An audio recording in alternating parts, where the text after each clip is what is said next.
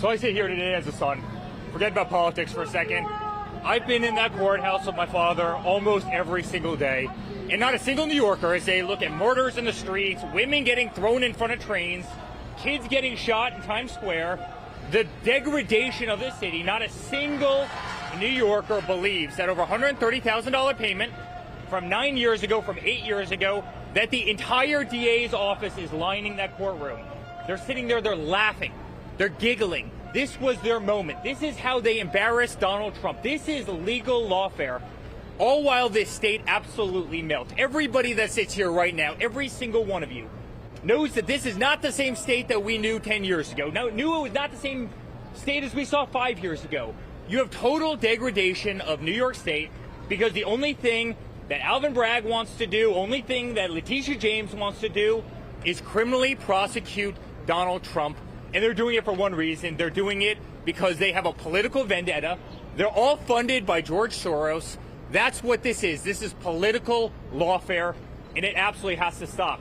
And I watch a man, he's the toughest man I've ever seen, and he endures this nonsense every single day. He sits in that seat, and that's not comfortable. He's never done a damn thing wrong. They tried to impeach him in D.C. They tried to impeach him a second time. They went after his Supreme Court justices. They turned the DOJ, they turned the FBI against him. They couldn't stop him. When that didn't work, guess what they did? They went after his family. They went after me.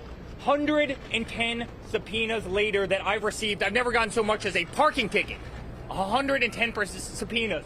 They went after Don. They went after Laura. They went after little Barron Trump as a young kid, as a young teenager. They went after Tiffany Trump. They tried to make his life hell.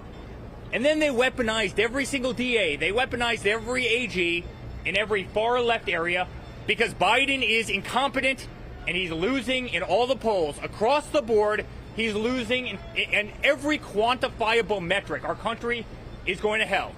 And this is their answer. Go after him for $130,000. And I want to say sorry to the jury that's in there. This has been the greatest colossal waste of time. I want to say thank you to the NYPD. You have thousands of officers down here. Thousands of officers down here that could be protecting our streets. Instead, they're guarding this courthouse against a sham trial.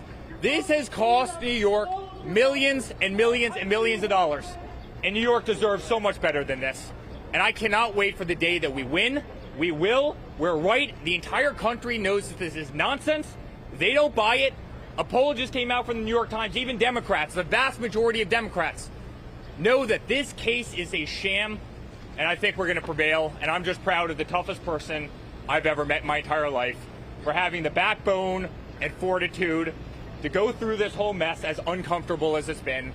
And I'm proud to have stood there every single second by his side in that freezing cold courtroom against unthinkable odds and a corrupt judge and people making a lot of money and this political witch hunt. He's an inspiration to me every single day, and he'll be vindicated. Thank you very much.